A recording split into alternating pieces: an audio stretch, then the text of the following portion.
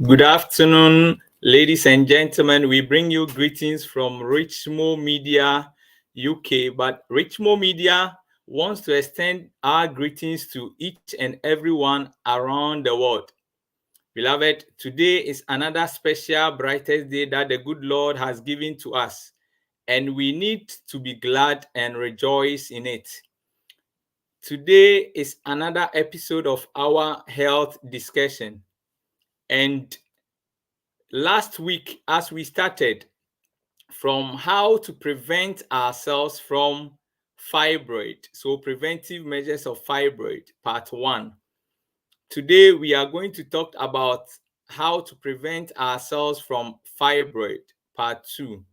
The reason why we are studying this is that Richmond Media has noticed that a lot of our women are going through this condition, fibroid. Therefore, we want to create awareness for us to prevent ourselves from this condition. So today we have a special guest who will help us with this presentation, and is no other person than our brother, our own, our everything, Mr. Adu-Gyamfi Aikins. So we invite Aikins. He's our guest for today. Hello, Aikins. Good afternoon.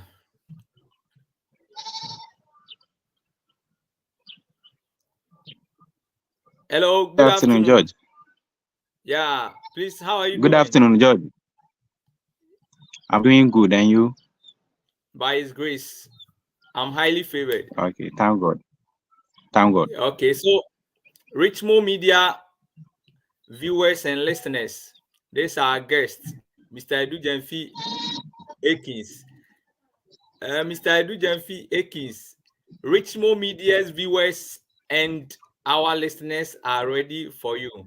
But before you go on to today's lesson, we want you to give us a quick recap of what we studied last week so that we can dive into today's lesson. Thank you. Okay, thank you. Last week we started with uterine fibroid. So I would like to take about 3 to 5 minutes recap to do a recap. We said that uterine fibroid has so many names, as we said earlier. It has so many nicknames. We can call it leiomyomas or myomas, but the popular one that most people know about it is fibroid. That's uterine fibroid. We said that uterine fibroid is an abnormal mass that is found on the uterus. It can be solid or fluid-like. That's the nature of the fibroid. So on the screen, we can see that we have a normal uterus and also an uterine fibroid. The normal one is on my left on the screen, and the uterine fibroid one is on my right. You can see that there's abnormal mass on the fibroid. That's the uterine fibroid. So this one becomes abnormal because the uterus shouldn't have anything on it, in or around it. So you can compare the normal one from the abnormal.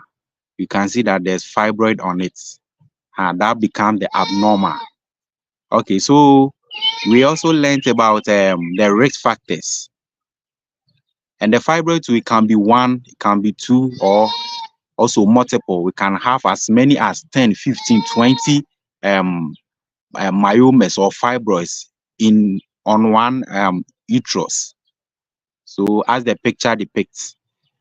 you can see that all these myomas were found on one uterus. So this one is multiple fibroid, multiple fibroids. So let's quickly go to the epidemiology or the causes or the risk factors. Actually, the general cause for uterine fibroid is unknown. Please, George, can you hear me? I can hear you. Okay. As I said, the main cause is unknown. So we have some predisposing factors or the secondary causes. One of the cause or one of the predisposing factors that one stand at the chance of getting fibroid is the high introduction of estrogen and progesterone. Estrogen and progesterone is a hormone that's found on our ladies or our women during menstruation. So when you start menstruation, these hormones becomes more or higher in our bodies. It prepares the uterus for after menstruation. It prepares the uterus for pregnancy. So it makes the uterus thickened. These are some of the functions of the estrogen and also the progesterone. And also women who are obese. Why am I saying that? Women who are obese stand at the risk of getting fibroid. This is because the obese people, the excess fats also produce estrogen. So in this case, higher estrogen can also lead one to getting fibroid, as I've already mentioned. And we also have nulliparity or nulliparous. Women at the age of 30 plus ages and they have not gotten pregnant before. As there's a saying that if you don't have any work to do, the devil finds you one to do. So more same applies to the uterus. If you get to certain age and you don't get pregnant, this abnormal mass tends to happen, like tends to occur because the uterus is not finding any work to do. So these condition tend to appear. It's not general. It's not general. It's one in about 20, but it can also happen that way. And also women who have um menstruation earlier, that's we term it as early menarche. Early menarche in the sense that those who tend to we have a normal range for menstruation, let's say 12 to 14 years. But some people get their menses as early as 9 years, 8 years. And when this happens, there's early introduction of estrogen and progesterone into your system. So you'll be living with this estrogen and progesterone as early as 8, 9 years.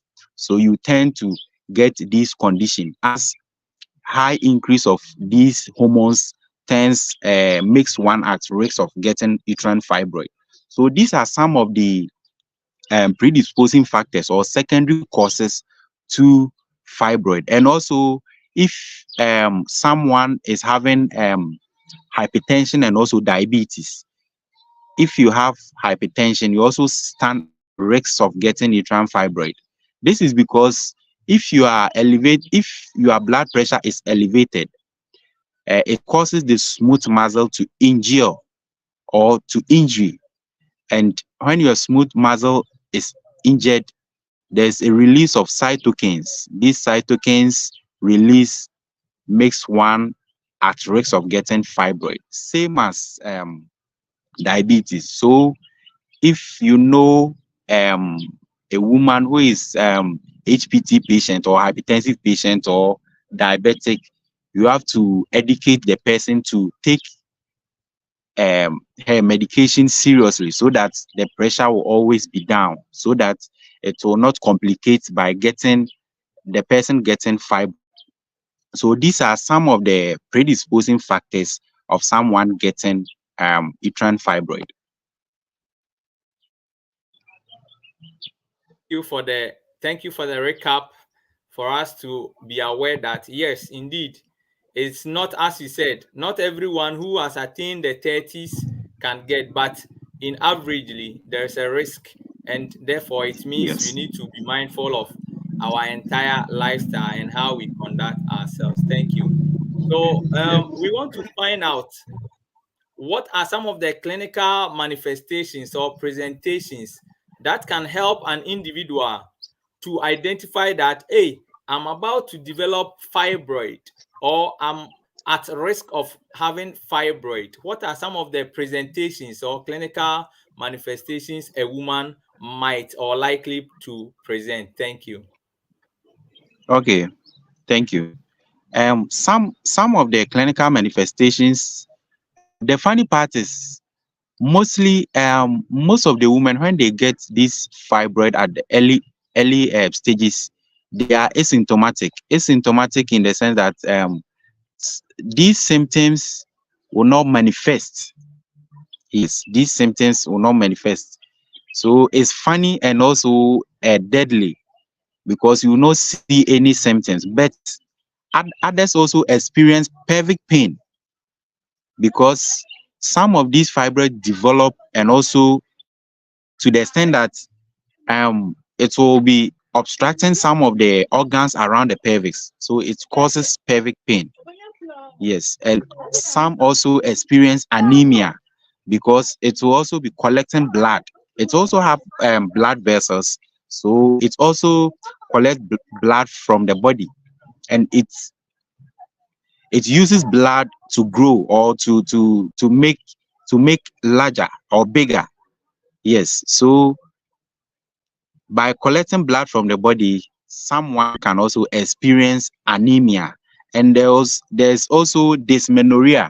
Those when they are menstruating, there will be difficult pain or excessive pain. These are all signs of um, fibroid, and also some of them when they are having sex is very painful.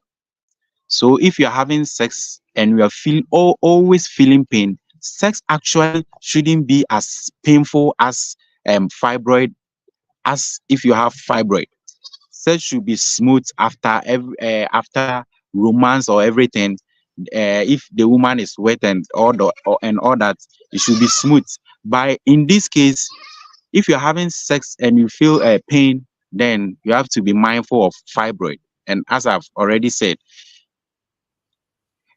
and also some of the clinical manifestations is pressure symptom because bigger when the uterus become bigger, it presses on other organs of the body, such as the abdomen.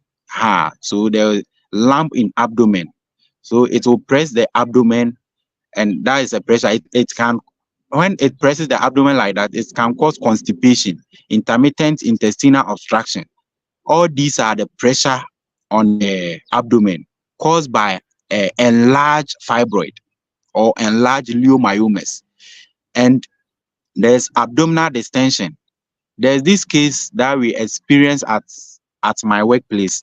A woman after her last menstrual period realized that, oh, I'm pregnant because it's been 3-4 months that I experienced menstruation and I've not done any FP, that's family planning. So obviously I'm pregnant. And this woman at a remote area tried to do these traditional medicines without attending to the hospital. So at her 9th month, this lady decided to come to the hospital, our place, our facility, to come and deliver. And lo and behold, when the midwives attended to the woman, they realized that this woman didn't have any scan, nothing. It means she has been in the house for all these 9 months. So they requested a scan for this woman.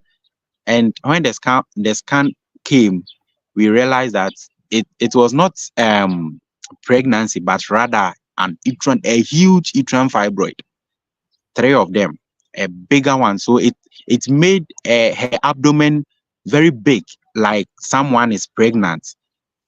So instead of the woman coming to deliver a baby, we book we book we book we booked myomectomy for her. So it was very sad that day. So why am I saying this? It can cause the abdomen to distend, same as pregnancy and sometimes infertility. It is rare for someone who is having fibroid to be infertile, but research shows that 2 to 10% of cases tend to be infertile. So these are some of the clinical manifestations of fibroid, uterine fibroid. Thank you. Okay, so if we get you well, it means that if you are a woman and you've started menstruating, which means every month something should come out. But if you are having Yes, irregular menstruation, don't take it like because of tax on pad in Ghana, so you are free. But you need to pay you are free. attention No, to, because it yes, might be likely that you are getting fibroid, and that can yes. be a And let me and let me quickly chip in this. okay. The normal flow should be 5 to 7 days. Our ladies are aware. Our ladies are aware. 5 to 7 days. You should flow at least minimum of 4 or 5 days, maximum 7 days. If you flow like a day or two, it's abnormal. You need to go and see your doctor or your gynecologist. You need to explain certain things to him or her. And if you flow heavily for 3 days, that one too, we can consider it to be normal because some people tend to flow heavily. Other than that, you're supposed to flow like 5 to 7 days. Anything apart from what I'm saying, you need to go and visit your gynecologist or your doctor. Okay, thank you. So, Let's read some comments here. Sister Mabel said, learning a lot. Thank you very much. Then Sister Ruth Bakuma said, very educative. Then Sister Mabel said, yeah, it's very, very educative. And Sister Victoria said, good afternoon to you. So these are some of our viewers' comments. You can drop your questions, your contribution. Maybe you are also having some suggestions to what we are discussing. You can drop it. But as we are still speaking, you realize that this condition can be dangerous if it's neglected. As a scenario, yes, someone going to deliver but end up not knowing it's a fibroid. Therefore, let's make sure we campaign to how to maintain the female reproductive organ and prevent ourselves from fibroid. So, on this note, if you have not shared the link for others to also join, you can also do them good by doing that. And if not subscribe to Richmo Media, you can just go on the YouTube and subscribe so that whenever we are having some of these educative lessons like this, you'll be the first to also get involved. Now, to our guest again, Brother Aikins, we want to find out what are some of these effects or the effect of fibroid in terms of pregnancy. okay. Thank you for your question. We have a huge effect. It's fibroid has a huge effect on pregnancy, as the slide is showing. During pregnancy, that if you have fibroid and you are pregnant at the same time, there's a possibility that your pregnancy will not get to a term. Let me bring it down. There's a possibility that you might not get your baby. Why am I saying this? There can be abortion if you have fibroid, because these fibroid tissues and the baby in the uterus will be competing for nutrients, will be competing for blood. So if these fibroid tissues receive high amount of blood and the baby is receiving low or less amount of blood and nutrients, your baby might not survive. And we also have pressure symptoms. There can be malpresentation. Yes, malpresentation. Maybe the baby might wants to come with the face or the head. But due to the fibroid, when the fibroid is located anterior to the uterus or posterior or lateral, any of these is very risky. It can also change the presentation of the baby. And we also have retro displacement of uterus. These are all effects of fibroid on pregnancy. And when there's labor, if you are lucky, God being so good, God on your side, your pregnancy tends to be at term and you are at labor, there can be preterm labor. Yes, there can be preterm because of the fibroid tissue. You can deliver the baby preterm because of the fibroid tissue. There can be malpresentation, as I've already said. There can be uterine inertia. Uterine inertia. Let me bring it down. If you say that something is uterine inertia, it means that the uterus, there is failure of contraction. There's failure of contraction, even at equal strength. The uterus cannot even contract again after delivery. We all know that, or the nurses, the midwives, all the health care people know that after every labor, the uterus must contract and go back to where it was. But if you have fibroid, there can be uterine inertia. There will be failure of the uterus to contract, and that can be a huge problem. It can cause someone to bleed, and there can be PPH, postpartum hemorrhage. Yes, this uterine inertia can lead to postpartum hemorrhage after delivery and all that. The placenta coming out, there can be huge bleeding because the uterus is not contracting, and there can be dystocia. Yes, dystocia is when the cervix is finding it difficult to dilate. Yes, when the cervix is finding it difficult to dilate, that's dilatation of the cervix becomes very difficult. So you see, we can remember that if someone is pregnant and at term going to deliver, you hear that, oh, the person is at 2 cm, at 4 cm, at 6 cm, at 8 cm, 10 cm, then the baby is ready to come out.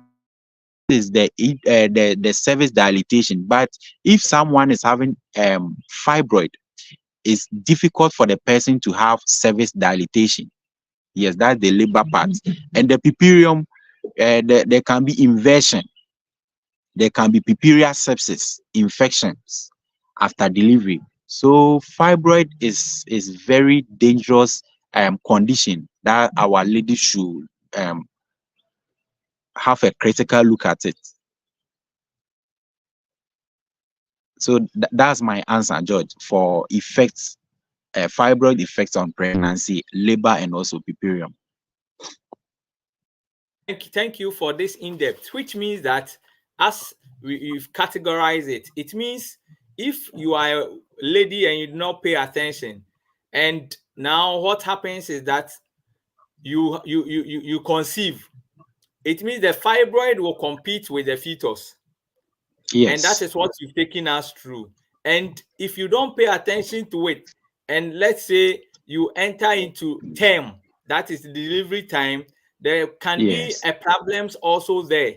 Then also after delivery, that we know that the uterus should go back to its normal, there can be an obstruction there. Thank you for this knowledge that you have given to us, which means we will be able to take good care of our women and also our loved ones in this part. Now we want to find out, can there be some investigations that can help us to be able to, aside the clinical signs, because you said initially there might not be any symptoms.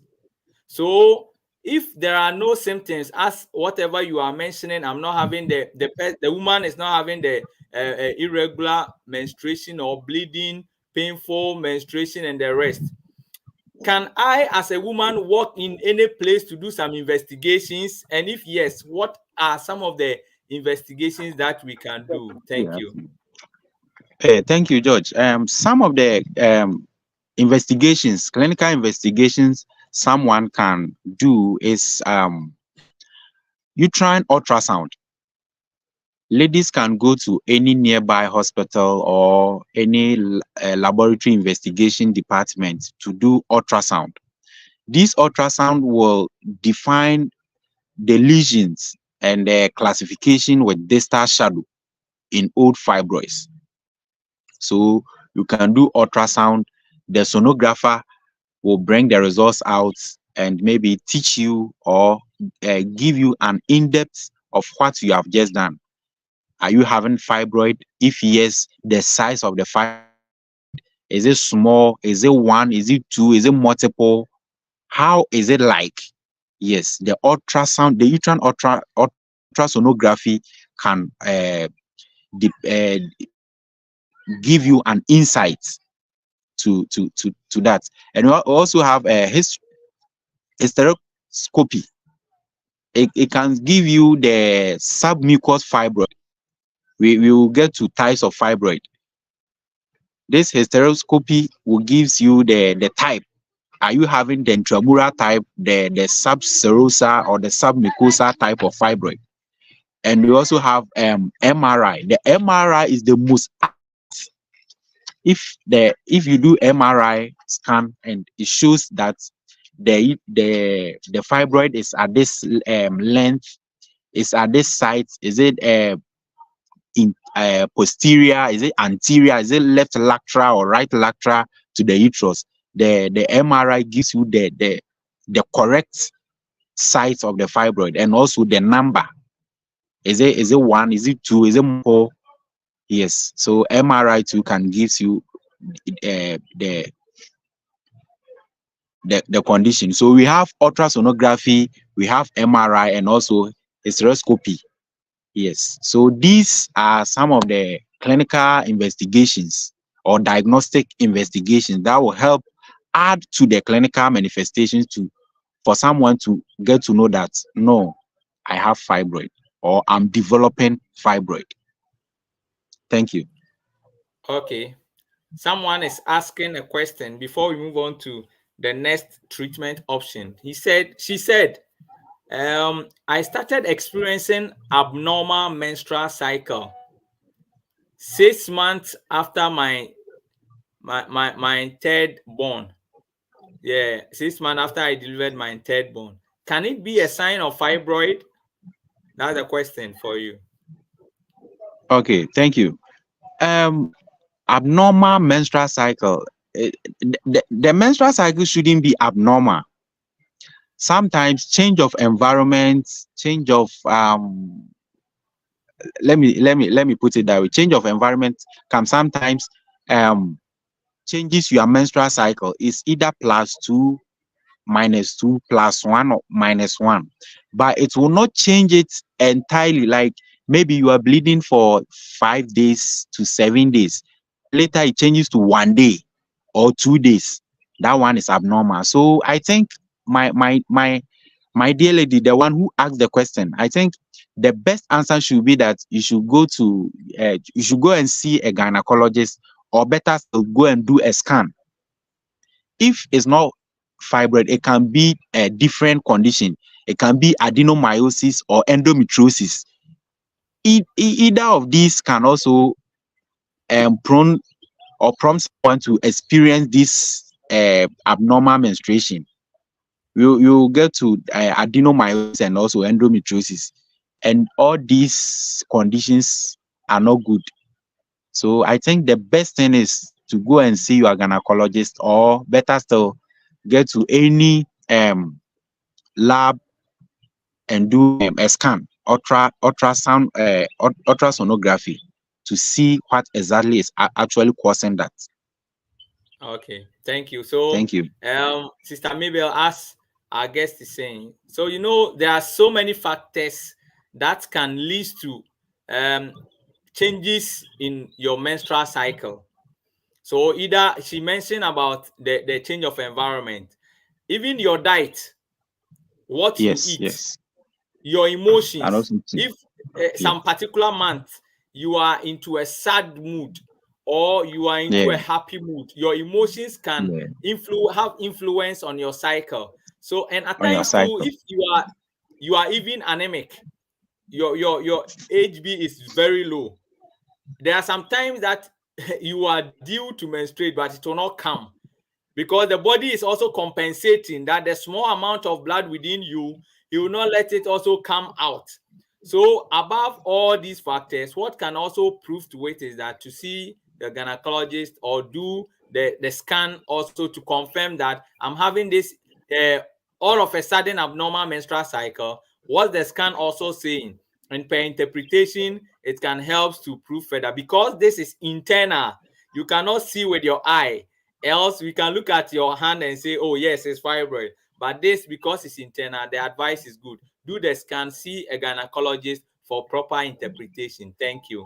So, Brother Aikins, thank you for this answer. So, we want to find out Thank you.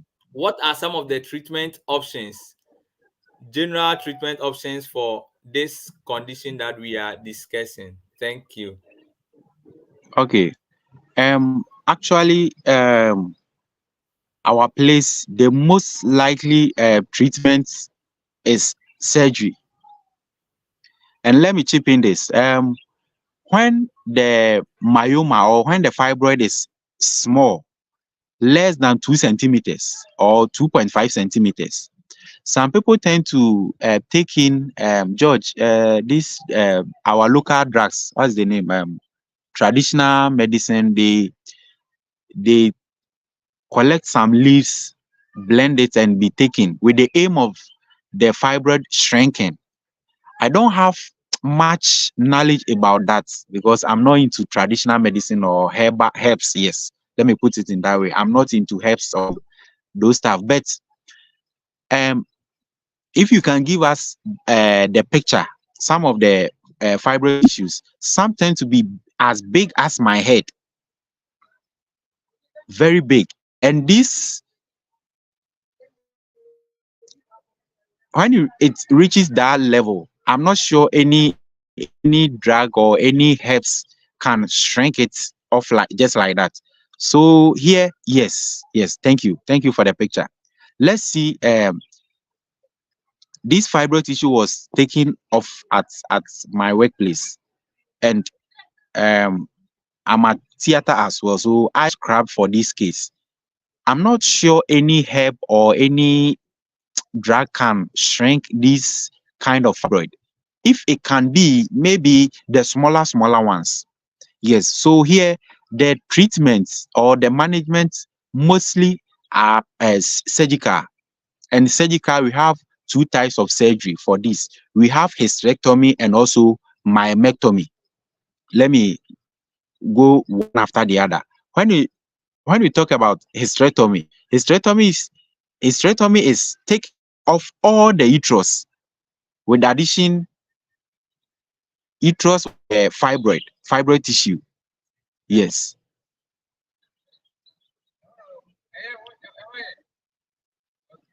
So that's the hysterectomy part. You take off everything. So the hysterectomy, we have abdominal hysterectomy. The abdominal hysterectomy, the surgeon will the incision will be vertical, unlike CS cesarean section that the incision is horizontal. No, the abdominal one, the incision will be vertical. Then we take off all the uterus. We also have vaginal hysterectomy. The vaginal hysterectomy will not make any incision. Note, the vaginal hysterectomy will not make any incision, but the surgeon will open your leg in a lithotomy position on the theater bed. Then you visualize the uterus through your vagina. Then we cut it off. Those experienced surgeons normally do that. Let's come to the myomectomy. Myomectomy is taking off the fibroid tissue, taking off the fibroid tissues, and only the fibroid tissues. So the myomectomy, we reserve the uterus. So the myomectomy too, we have the abdominal myomectomy, you have vagina, and the rest. So these are the two types of surgery that we normally do, depending on your condition or depending the number of the fibroids and also their situations. So mostly when we are doing myomectomy with the aim of taking off only the myomas, we tend to let the patient sign a consent for hysterectomy because we might take off the whole uterus during the procedure. So these are some of the management with respect to surgery, George.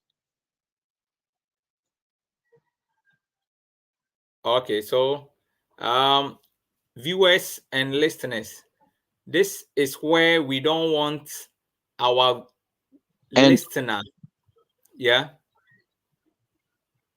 this let where me we put don't in want. the Mhm. hysterectomy and the hysterectomy and Okay, the you can talk. myomectomy. Yeah. Mostly mostly those who have not give birth before, we try to we do as much as our best to save the uterus for the person, because the person has not delivered before, or maybe one or just two babies. So we tend to save, if only we can do that, we tend to do that for the patient.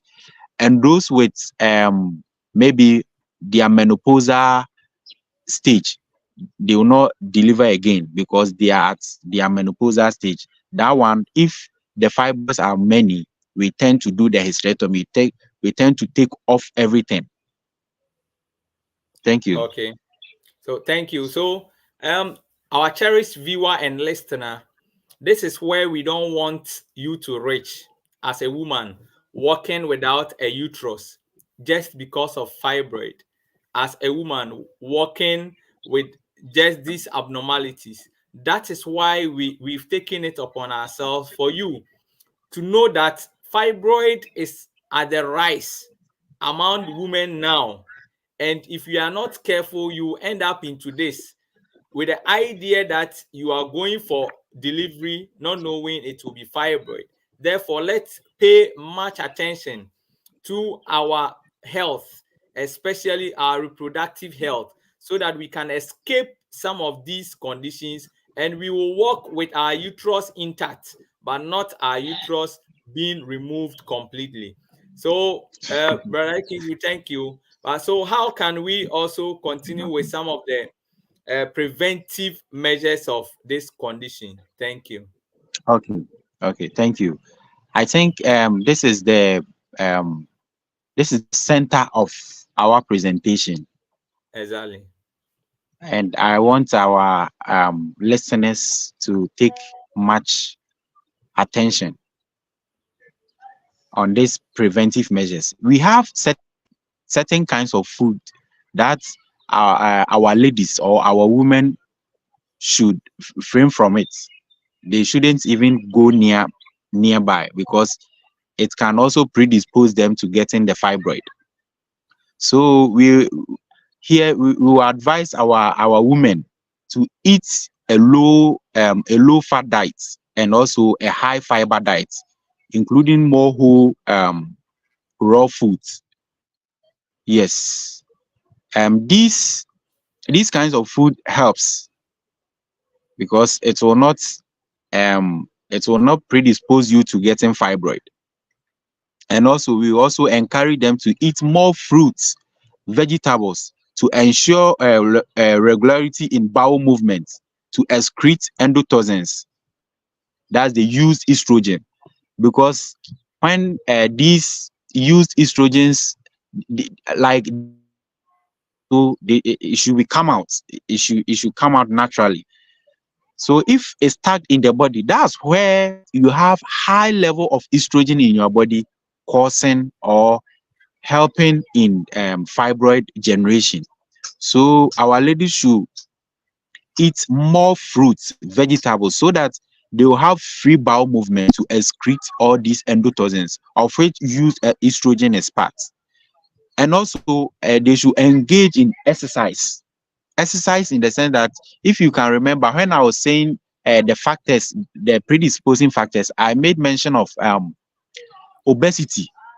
If you are obese, the excess fat tend to also produce another estrogen.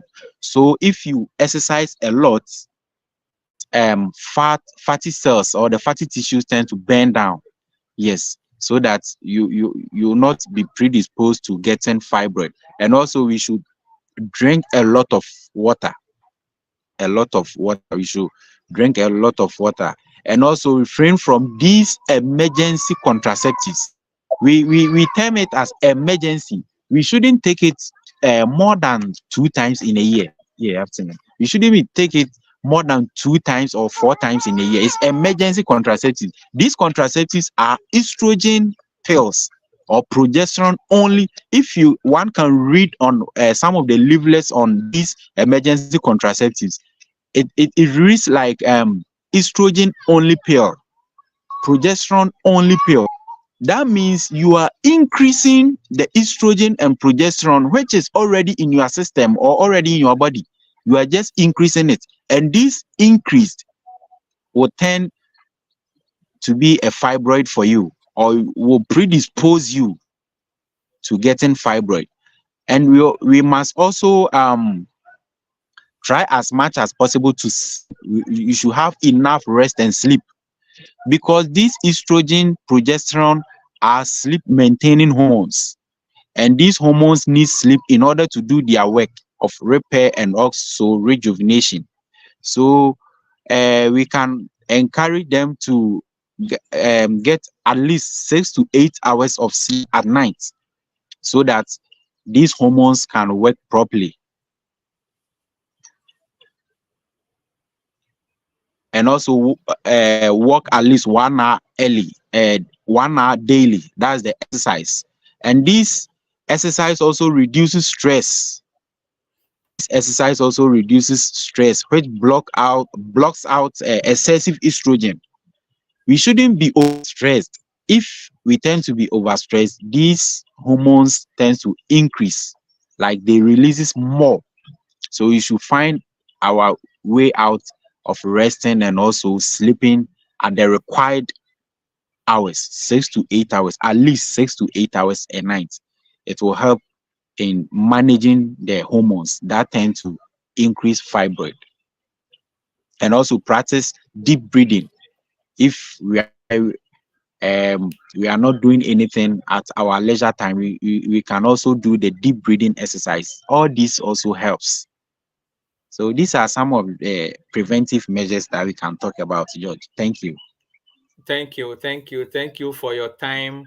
Thank you for the knowledge you shared. So you realize that our viewers have enjoyed this presentation, how you're able to take your time gradually to take us through, which means there are various preventive ways out.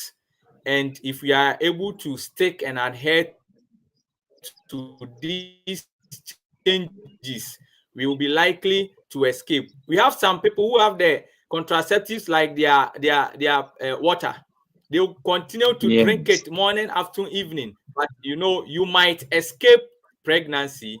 But as you are escaping pregnancy, you'll be having a condition like fibroid. So, Brother Aikins, Yes. as we are bringing the lesson to a close, what is your take-home message for us? But before your take-home message, Mr. Mabel said, what do you have to say about contraceptives?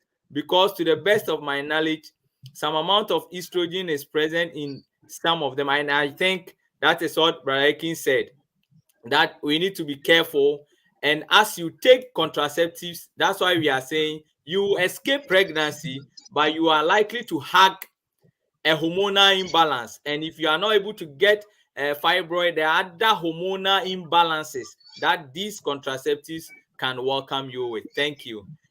So, Brother Aikins, your take-home message to us. Thank you. Okay, George. Thank you. I think with the question you have already answered. My take-home message is that, my dear ladies and our women, our advice, every 6 months, if not 3 months or 4 months, let's do it twice a year to check our pelvics, do pelvic examination. We can do a scan every year or 6 months to see, because the fibroid conditions that we are talking about is inside, it's inward. You cannot see with your naked eye.